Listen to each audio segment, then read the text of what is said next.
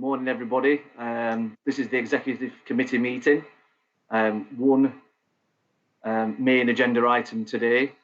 For purposes of the public, I'm just going to do some introductions. It's a relatively short list, so it shouldn't take too long. So I'll introduce myself and then I'll just go down the present list and I'll ask each person in turn just to, by way of checking their microphone, just telling us who you are, if that's okay. So my name is Darren O'Donovan. I'm a Kirklees councillor and chair of the authority. Alison. Hi, I'm Alison. Hi, I'm Alison Wood, Chief Finance and Procurement Officer. Thank you. Chris Fowler. Chris is one of the technicians, Chair. Okay, thank you. One of the most important people here today. Councillor Tate. Hi, Councillor Angela Tate, councillor from Bradford. Thank you.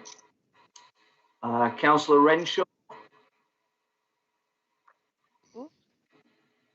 Good morning. I'm here on behalf of the council. Thank you. Thank you, Councillor Renshaw. Worth noting, Councillor Renshaw is subbing for Councillor Tully today, so thank you, Councillor Renshaw. Ian. Morning, I'm Ian Brandwood, the Chief Employment Services Officer for the Fire Service. Thank you. Matthew Walker. Good morning, everybody. Matt Walker, Area Manager, Service Support. Thank you. Michael Barnes. Yes, Chair, Michael Barnes, Chief Legal and Governance Officer. Thank you. Nick Smith. Morning, everybody. Nick Smith, Assistant Chief Fire Officer.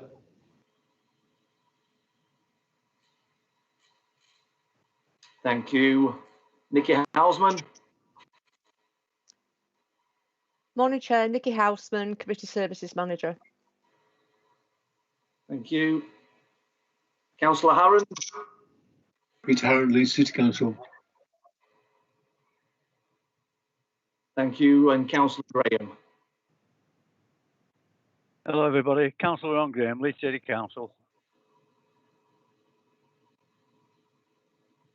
Thank you. Don't believe we've missed anybody there. So again, I'll just ask everybody to mute their microphones for now. There is one, I suppose, substantive agenda item. So once we get to that, I'm going to ask, I think it's Nick, to complete that item. And then if you wish to ask a question, you can either use the chat bar or raise your hand. And the public are welcome in case any members of the public are listening in. We're going to go to agenda item number 1, which is minutes of the last meeting held on the 17th of June on page number 1.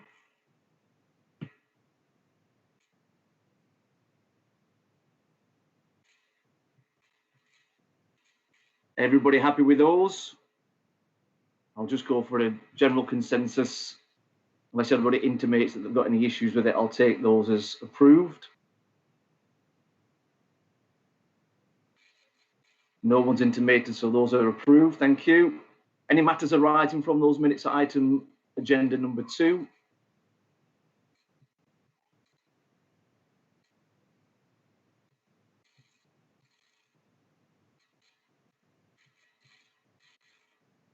No, thank you. Item number 3 is any urgent items today. As far as I know, there are no urgent items here today. Item number 4 is admission of the public. The item we're about to look at today is for the public domain. Item number 5, declarations of interest. Does anybody have any interest to declare on what is item number 6, the emergency mobile communications program? No. You can make it known now or just let Nikki and Michael know. And then item number 6, which, like I said, is the Emergency Services Mobile Communications Programme update, which is for a decision. I believe Nick is going to take us through this. So again, just all make sure those microphones are muted. When we get to questions, do bear in mind that the public are watching us on YouTube. So I'll go over to Nick to take us through this item. Thanks, Nick. Thanks, Chair. Chair, I'm going to let Matt Walker talk through the paper. He's the Senior Responsible Officer for the Emergency Service Programme in West Yorkshire. So he's going to be talking through it, and then we'll take any questions. Okay, thank you. Thank you. Good morning, councillors. Thank you very much for your time. So I'll introduce the Emergency Services Mobile Communication Assurance Partner paper. The purpose of this paper is to update members on the decision to award West Yorkshire Fire and Rescue Service Assurance Partner status for the Emergency Services Mobile Communications Programme and the additional funding arrangements that brings with it. So with regards to recommendations, we ask members to note the decision to award West Yorkshire FRS Assurance Partner status and approve the recruitment of staff and the extension of an existing contract to deliver this programme. So in summary, following an extensive 6-week planning and auditing process of West Yorkshire FRS, the ESMCP has formally confirmed that West Yorkshire has been selected as one of only 5 emergency services to become an assurance partner for the delivery of the emergency services network. So just for clarity, we've got the emergency services network, which is essentially the hardware, and then we've got the ESMCP, which is the programme that is responsible for delivering that. So the decision demonstrates West Yorkshire FRS's proven track record of delivering consistent high performance and the continued confidence from all the programme, and it will provide West Yorkshire FRS with additional funding that will enable us to transition over to ESN. So as a consequence, we'll have direct support from the programme, allowing us to technically host operational assurance activities. And in addition to this, we will become one of the first fire and rescue services in the country to operate under ESN. So moving on, with regards to the introduction, so the Home Office is leading the cross-government department to deliver the new emergency services network, which is a critical communication system, and this will replace the current airway service used by the emergency services in Great Britain. So just for your awareness, I'll just hold up what we currently use. So this is what we use to communicate within fire and rescue services, within the police. Should we have a major incident and we may, I don't know, go across border, this is what we use. As you can see, whilst it still does its job, it's quite old. It may remind you of some of your old mobile telephones. And one of the issues with it is that it only really communicates via communication, and realistically very little data is used using this. So the intention of the programme is to transition over to what we would normally see as one of these, which is a normal mobile phone, albeit slightly different. On the side here, it will have something called a push to talk, and that will then allow us to sort of communicate as we normally would. But obviously, in addition to that, what this gives us is a whole host of things that improves the way in which we manage incidents. It gives us greater flexibility and it gives us greater resilience as a mobile communications network. So with regards to the strategic aim of the programme, it's to deliver much better voice and data to the emergency services, and it will replace what is a reliable communication method that we've got at the minute, but ultimately not as comprehensive as we would like. And just to put that into perspective for members, currently there are, or when we transition over, this will be over 300,000 emergency service workers will transition over from the old one to the new one. In essence, that's around 50,000 vehicles, 200 control rooms up and down the country, and even 115 aircraft. So in terms of the scale of the transition, it's huge, and West Yorkshire Fire and Rescue Service are at the forefront of that. It's important that members are aware of where the programme has been and where it is now. So in 2019, the programme undertook a review due to some of the issues that it was having in terms of its delivery, and they looked at the benefits and they realised that in terms of a final solution, this was the right thing to do, albeit there was a delay. It's also important that from the outset, West Yorkshire FRS has adopted one of the leading roles within the sector, and they've supported the planning and delivery of the ESN network across the Yorkshire and Humber region. And we're currently undertaking a pilot known as Direct 2 through our CLM Watch Managers. So in terms of where we are, we're at the forefront of where we need to be. One of the key benefits of taking that leading role is the availability of expert technical support directly from the programme, and that'll help shape the implementation and the unit benefits, not just on behalf of West Yorkshire Fire and Rescue Service, but on behalf of the whole sector. And that's a real benefit that we've seen at the minute. So with regards to the assurance partner status, as I said earlier, there was an exhaustive 6-week period where the programme visited West Yorkshire, and they went through all our technical architecture within our control rooms to ensure that in terms of security and hardware, we were in a position whereby they were happy that we could transition to what would be an assurance partner. So following that nomination, on the 21st of July, Chief Officer Roberts received confirmation from the programme of our selection as an assurance partner, along with Merseyside Fire and Rescue Service, the South West Police, which essentially is Avon and Somerset, and the North West Police, which is Cheshire, and one of the ambulance, it's the ambulance radio programme. So out of, as you can imagine, 45 fire and rescue services, a whole host of police and ambulance, we've been chosen as one of only 5 emergency services to take part in this assurance programme. With regard to what that means, what does an assurance partner mean? It just means that we're able to technically mobilise directly from the control room to our fire engines and to our officers throughout West Yorkshire and nationally. We're also required to host it as a hub. So that means that there'll be essentially a north and southwest hub, and we'll be supporting both of those activities as an assurance partner.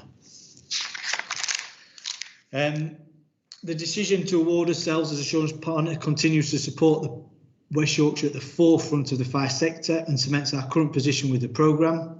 It should also be noted that members should be aware that whilst we do transition over to the new mobile communication network, we will still have significant resilience. So this won't be turned off until this is working absolutely perfectly up and down the country. So in terms of our resilience and our critical nature of responding to incidents, that's where the resilience comes.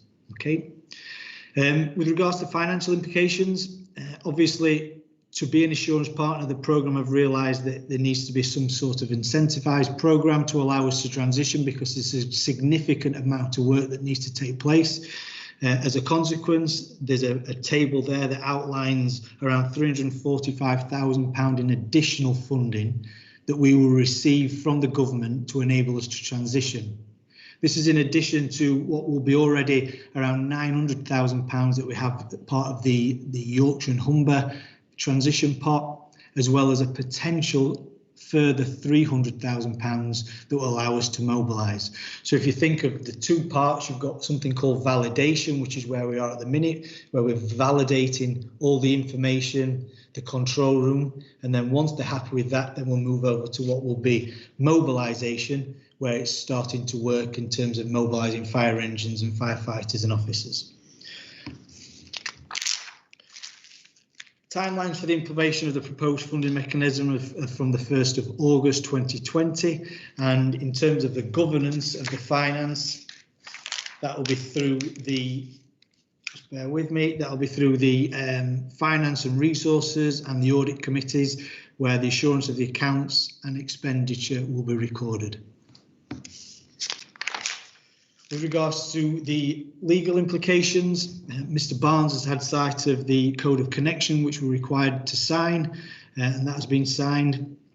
With regards to human resources and delivery implications, obviously we'll be required to recruit, to implement and support the delivery of the ESN. So that'll mean essentially 4 posts for 18 months, and these will be fixed term posts and be subject to a recruitment process. Furthermore, we require an extension of the additional fixed term service desk position until January 2021, and that's all to support the infrastructure team during this validation period.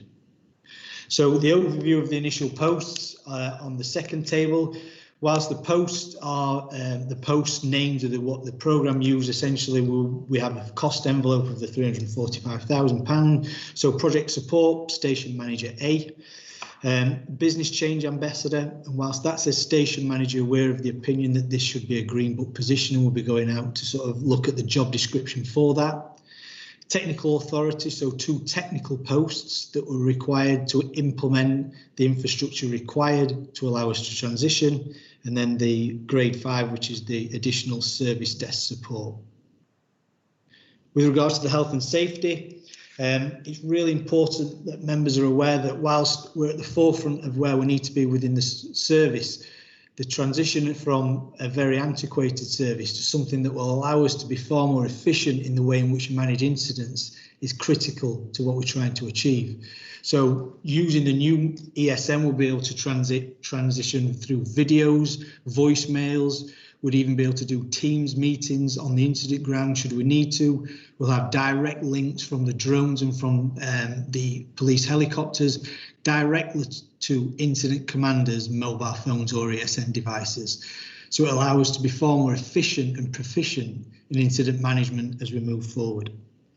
So obviously there'll be a degree of training that's required to allow our commanders and firefighters a greater understanding of ESN, but essentially when you look at what we'll be giving them, it's almost intuitive, and the apps that are on there are apps that they're used to anyway.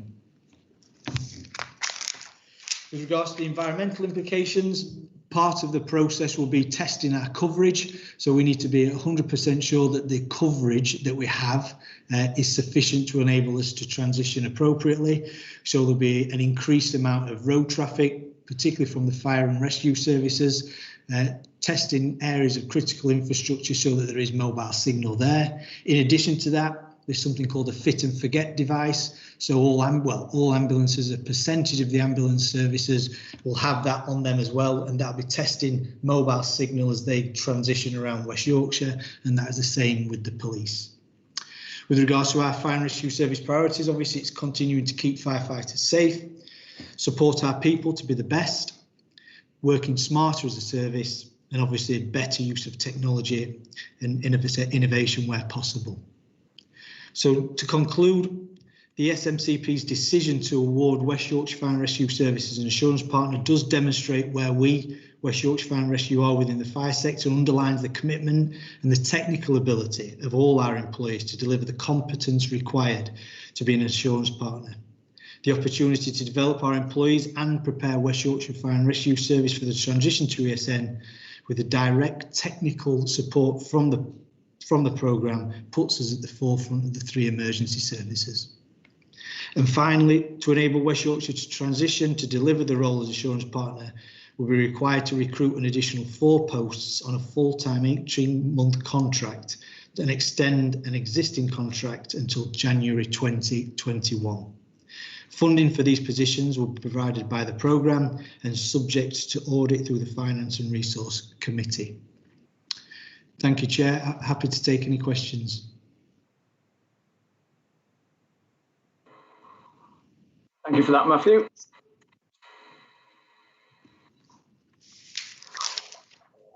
Councillor Tate would like to ask a question. Thank you, Chair. I'm just looking at the positions that you said are required, and I don't quite understand why the service desk support is only extended for 6 months. Why doesn't it continue throughout the 18-month period that we're talking? Yeah, thank you, Councillor Tate. Yeah, so the decision to only extend it for that period of time is for the initial to get everything up and running. So the people that are required to implement that, we only need those individuals for that initial first 6 months. So that will just be in a supportive role, so that the service desk will still be up and running. So those individuals will be able to get it up and running, if you like. So that's the only reason why it would be for 6 months.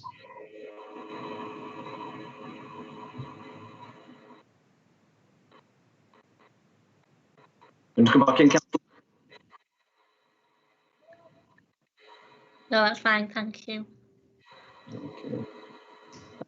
Ian Brownwood, did you want to come in? You've raised your hand there. You want to add some clarity somewhere? Yeah, just a little bit of clarity around the human resources implications, if I may, Chair. As Matt, I think, has explained, this is a kind of emerging picture. And so it may or may not be that one of the posts that's identified as a station manager may in fact be a Green Book post. So if members are inclined to approve this report, which hopefully they will do, could I ask that the recommendation is that they approve 4 additional posts subject to job evaluation, because each of those posts will need to be properly assessed and make sure they fit into our pay structure accordingly.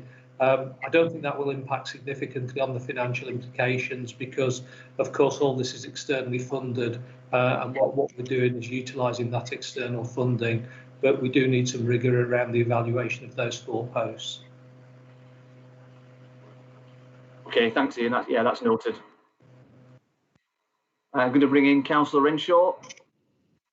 Thank you, Chair. I'd just like to ask if this is going to be put back slightly due to the COVID-19 implications, or is it going to just work at the same pace as the implementation? Yeah, thank you, Councillor Renshaw. Yes, so there was a slight delay at the start of COVID, but in essence, the Home Office worked remotely during this period of time. So they've been quite adamant in terms of the timescales. And like I said at the start, the amount of work that the West Yorkshire Fire and Rescue Services have done, particularly Gail's team, to prepare us for this has allowed us to transition at the same rate that we would like. So we are in a position to move forward with this now. Councillor Renshaw. Thank you, Chair. I'm just going to ask, so those posts are only until January 2021? No, Councillor, that's just the contract extension. The other 4 will be for an 18-month contract. After that? Yeah. Thank you. Thank you, Chair.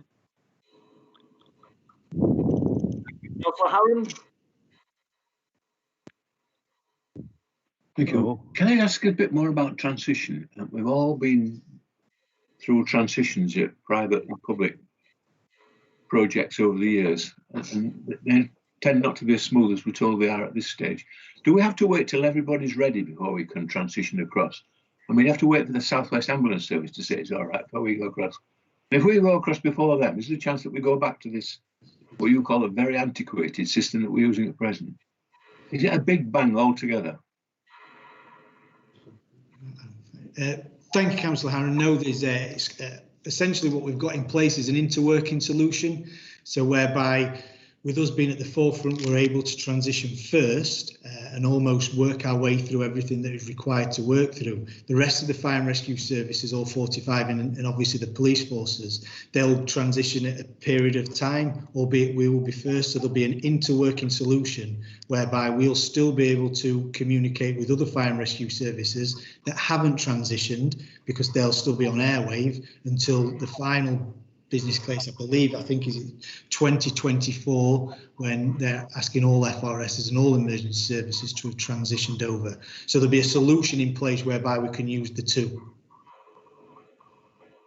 So just supplementary, Chair. So for 4 years, we'll have 2 systems, shall we? Not essentially. So there will partly, with regards to where we are within the fire and rescue service, the issue that we have is one of national resilience. So whilst we have national resilience assets, that programme will be working alongside us to ensure that national resilience assets are transitioned over at the same time. It's quite difficult, but ultimately we'll have 2 systems for a period of time. 4 years? Hopefully not 4 years, but that will provide us the resilience that we need should there be an issue. All right, transition just makes me shiver every time. It never seems good news. Thank you, Chair. Thank you. Councillor Tate, your hand's still up. Do you want to come in? Yes, I think it is in follow on to Councillor Harron's question, really. So I think it has been a long time coming, hasn't it? We've been talking about this for years, and you mentioned, it's being reviewed in 2019, but that review confirmed that this change is essential. So I think we should be quite proud of being selected to be one of the, ones that are leading the way in this. There's a lot of work gone into it, and at least we can learn quickly and be one of the first to iron out those issues rather than someone else doing it for us and finding what some issues are later down the line. That's really good. But it is a concern. It's how is it going to be managed if you're running the two systems?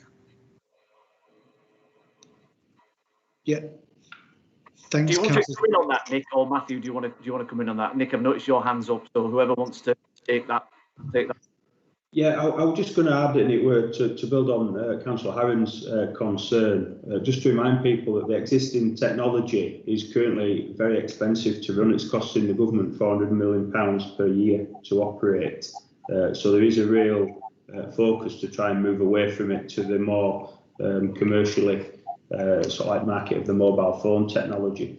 The interworking solution that Matthew talked about is a piece of technology in the background that will be subject to testing, and it enables each radio to talk to one another. So if somebody transmits on the old-fashioned radio, it goes through into our radio system, and once that's established, that'll be in place. So it's a hands-free sort of operation for our control operators and our officers. They'll just communicate as normal, and it's magic in the background that makes these two radio networks talk to one another. So that's all I was going to add, Chair. So it's not two systems because the new one talks to the old one? Yes, that's the interworking. But the incentive to get the emergency services off airwave is a financial cost. So that's the focus of the government, which is why they're prepared to fund services such as ourselves to try and transition. So that all that is additional funding over and above what we currently are getting anyway. So it won't have any impact on our normal business as usual, just returning to Councillor Renshaw's question through COVID. These staff will be over and above our establishment, focusing solely on delivering this programme. Thanks, Nick. Can I bring in Councillor Graham? It's a great piece of news, is this, without a doubt. Commercialisation at its best.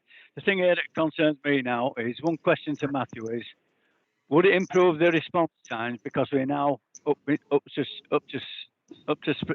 speed as regarding the response times where they are presently stated, and we work from that point. So would the can you hear me? Can you hear me? Yeah, Councillor. Can you repeat it? Is that what you said, Dom? I think I got most of that, Councillor Graham, if that's all right, if I proceed. So whilst the new technology allows us to be far more efficient with regards to the way in which we manage incidents when we're at incidents, so the way in which we can transfer information, wildfires, the ability to sort of send pictures and send video messages from different sectors of a wildfire or flooding or things like that, which will really put us at the forefront and allow us to sort of manage those incidents more efficiently. With regards to response times, the response times will remain the same. We'll just be a little bit more efficient when we get there in terms of communications.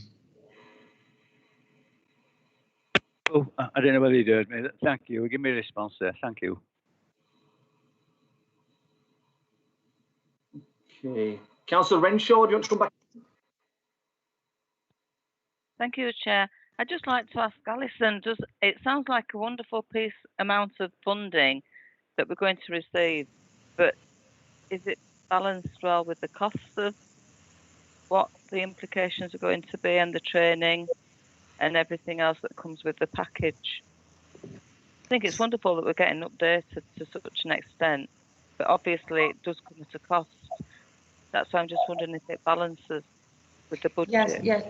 Yes, Councillor Renshaw. So we are getting quite a lot of funding, 345,000, and that will actually cover other costs as well. So costs of training, equipment that the staff might need. So I'm quite confident the 345,000 will actually cover the entire costs relating to the scheme. Thank you, Chair. Thank you. Nick, do you want to come in again? Yeah, and just to build on that, so to remind the councillors that we've already received as a region £1.5 million from the programme to deliver this. So this funding is over and above the funding that we've received as a region. So the government have already provided funding to the fire services from down the country to transition onto this new network. And because we're at the forefront, we're getting money over and above that. So we'll be confident we won't bear any costs, and we'll manage those accounts to make sure that as an authority we don't bear any costs from doing this work. So that's one of the stipulations that we are putting on our involvement.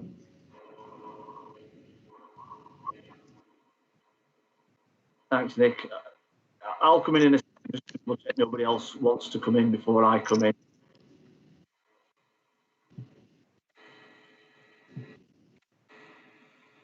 No, so yeah, thanks for that. I think we all take in the fact that, you know, with so many authorities and ambulance services, fire services around the country, that we're one of 5, and I think it does speak volumes about our capabilities and our readiness for things like this, which we do take confidence in.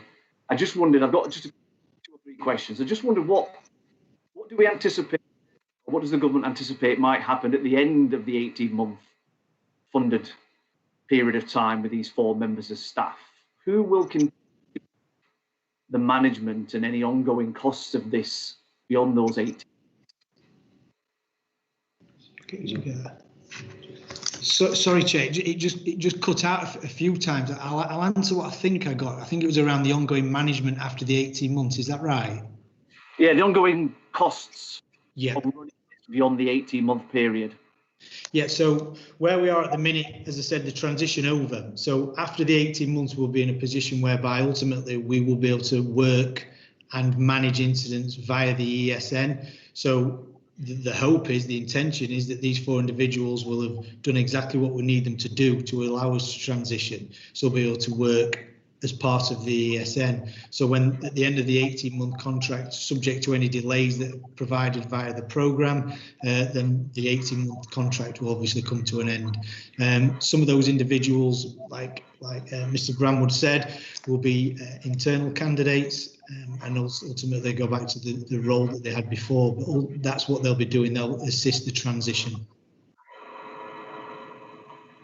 Okay, so then I assume that our tech department, for a better word, will just absorb the ongoing running of this, both human resource wise and cost wise, beyond that 18-month period. Because this is great, but this is forever, isn't it? So, well, it's forever up until we update again in the future. So we will absorb the ongoing financial and human resource part of this beyond that 18 months. Yeah, Chair, just for clarity on that, we currently do have some resource committed to maintain the airwave radios and connections to airwave. So obviously the staff won't be required to do that. The full business case for the programme is currently under review, and that is one thing that has been delayed because of COVID, and that's looking to be signed off in February.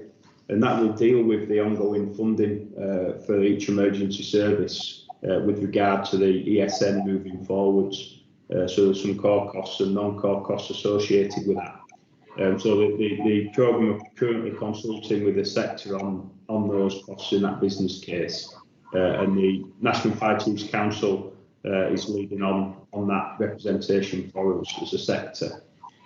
And Alison will confirm we currently get a grant for airwave, and we'll be looking to make sure that we get a significant contribution towards the revenue costs of running the ESN. Yeah, and I guess it's too early, but I think we do need to be asking those questions around what happens to orders around the country after the 18-month period. And I guess we want to hope that whoever we currently have in post to manage airways, that if they're the ones that are going to be absorbing this new system beyond 18 months, that they absolutely, know what they're doing, and they are resourced enough to cope with that. And in that, I think it falls onto my next point, which is with something so new, I think recruitment is going to be really important as well. This is clearly quite a high-level bespoke piece of tech, and I think we just need to make sure that, a bit like Ian mentioned, really, that our job descriptions and our person specifications are really sure that we are potentially recruiting really experienced people into these roles, because it is so bespoke and so new. Yeah, Chair, I completely agree, and I think this is one of the benefits of being one of the first organisations to transition over.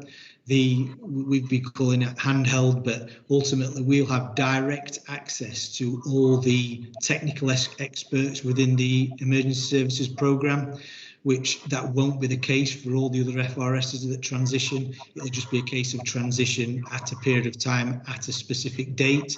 And obviously there will be assistance from the programme, but the assistance that we get as an assurance partner will go far and above anything that any other FRS will get. So we'll have the opportunity for the technical experts from the programme. Sometimes will be based at West Yorkshire Fire and Rescue Service, sometimes they're based in the North Hub, but they will be the ones that will assist us through that technical stage, and they'll also be there to assist us when we look at job descriptions for the technical posts. Yeah, Nick, do you want to come in? Yeah, and just likewise, being one of the first services, the access to the market, the recruitment market, means that we're getting early access to the specialist skills that are out there, whether that's people that we're employing and the employment opportunities this presents for West Yorkshire, but also suppliers and vehicle fit-out companies and the like. So that is recognised nationally as a risk that once the whole of the country starts to try and transition, the market's going to be overrun. By being one of the first, we get early access to that market, whether that's for recruitment or as a suppliers to supply us to transition. So it's got the benefits there as well. Okay. Who's the Airwaves partner in this? Deliverer of the system, like the O2s, the EEs. Who's the Airwaves? Who's running it? Yeah, so I'll come in there, Chair. So Airwaves is currently just recently been taken over by Motorola. Motorola are one of the key suppliers for the ESN as well. So there's some sort of like clear interdependencies there between the two to assist with a sort of like technical transition. I think the government are sort of like fully sighted on the conflict of interest as well to manage those companies when they're under the same banner as Motorola. The new network is going to be provided by EE. So that's an EE network, and a lot of their mast upgrades have already been carried out. So they've confirmed that we'll get like-for-like coverage, which is all around the road network in and around West Yorkshire and the country. So one of the key roles that we'll do as an assurance partner is to test and validate some of that and provide that assurance. Okay, thank you. My last little comment is, suppose, when we heard some of the feedback that came out of the report, some of it was around, communication between the tri-services, particularly ground to air. So I do take confidence in what you mentioned earlier, Matt, in that, put words in your mouth, but I assume a lot of this is learning from Grenfell and how that communication can be improved. You mentioned aircraft and different services. So yeah, I think it's important, and the whole BE structure well embedded, and it's opportunity going forward that tri-services can do their, almost with these systems when they're not in emergency. That's going to be really important as well, isn't it? So yeah, I think with it, I'm just going to check if there's any more questions or comments.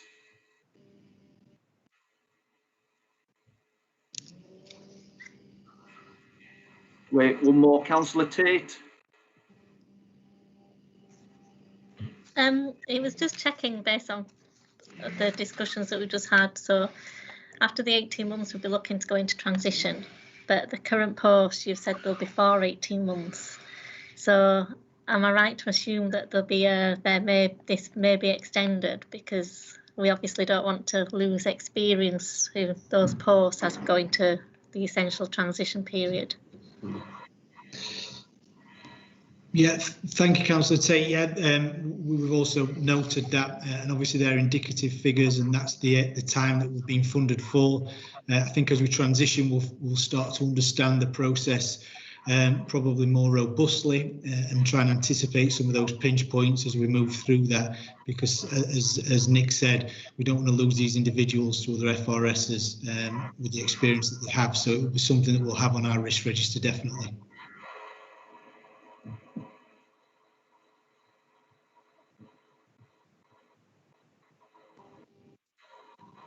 Thank you, Councillor Tate. And I suppose then just to reiterate that notion of transition that makes Councillor Harrand a little bit nervous, and I must admit, probably makes us all a little bit nervous when it's something on such a scale as this. So there. So I think when you're in your national level meetings, that whatever can be done to ensure that that transition is watertight, it's belt and its braces and whatever else it is, that's going to be really, really important.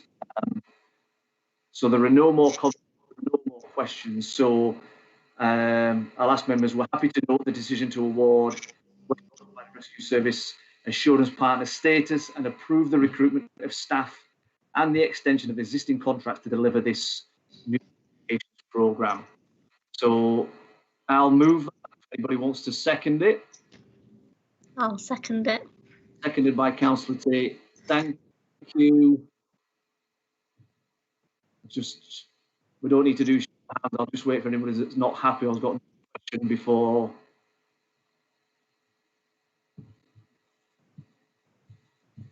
Yeah, quite happy with that. That's now approved. And that is the last and only item on the agenda. So I will now say thank you to everybody. Enjoy your day. Thank you to the public for watching or listening. Stay tuned. Enjoy the summer. And I'll now officially close the meeting. Thank you.